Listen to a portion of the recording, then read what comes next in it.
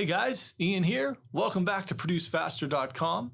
Hey, I wanted to take a few minutes today and follow up on something we did the last time around, and that was talking about transposing and changing key, modulation, whatever you want to call it. We dealt with changing key within the context of chords, but what about changing keys when you have melodies to deal with?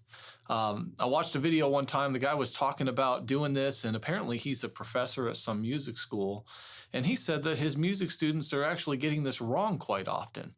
I have a feeling that that's because they don't really understand what they're doing. And so hopefully I'm going to take a couple of minutes, show you guys how easy this is, and then if you find yourself in music school, you'll ace the test. And more importantly, if you ever need to do this in real life, it'll actually be useful to you. All right, let's get started. Okay, before we get too far into this, we need to start and lay a quick foundation. If you haven't seen the previous videos, then this will just be a real quick recap and you can go back and learn a little more in depth.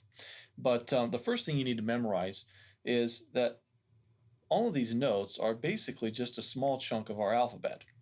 And if you can memorize that, then you're well on your way to getting this stuff figured out. So what we have is C, D, E, F, G, A, B. When you're trying to read sheet music, taking out all of the complicated stuff, the Latin words and the French words and the weird marks, if we're just dealing with notes, it's just this little alphabet here. And what happens is there's lines and spaces. As you go on the line, between the lines, on the line, between the lines, and so on, that's a new note.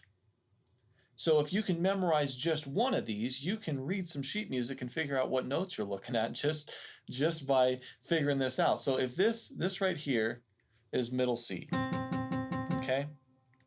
Which means from there we have C, D, E, F, G, A, B, C, and up we go, okay? So start to memorize that, take a few minutes, it'll really help you. And just reading sheet music will be a lot easier from there on out. Okay, the second thing we got to cover is that there's this thing called the Nashville numbers system. All that means is that we've taken this major scale,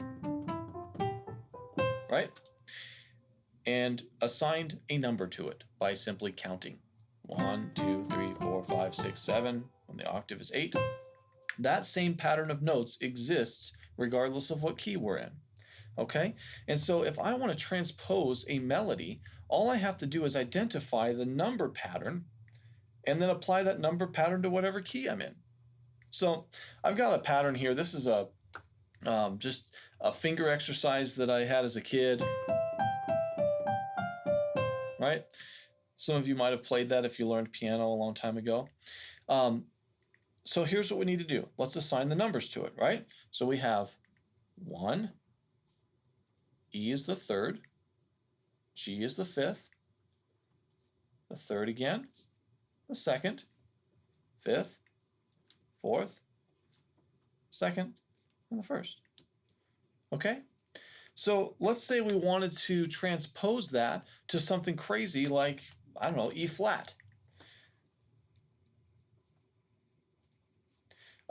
Just a quick side note, I will have this available in the comments so you can download this. I use this when I'm teaching my private students. All I did was try to consolidate all the things you need to know in a basic way to play music. There's your alphabet on the staff there, common chords, there's your major scale in numbers, and then this is the major scale of every key you could possibly play a song in, all of them, right? Chromatic scale. It's just a handy tool if you're learning music or if you're not new to it and you just need a quick cheat sheet to be able to transpose to a weird key like E flat, right? So here's what we're going to do. Let's just start with the numbers, right? What are our numbers? 1, 3, 5, 3, 2, 5, 4, 2, 1. All right, so let's transpose it over. E flat is the 1, the third is G, the fifth is B flat, G again, second is F, B flat again, fourth is G sharp, and second is F and E flat. That's it. And if you want to get crazy and try and like notate this, so we've got, again, C, D, E, flat, F, G, A, B, flat. There's a G again, F, oh no, I'm sorry, F down here, B flat, G sharp, F, and then E flat again.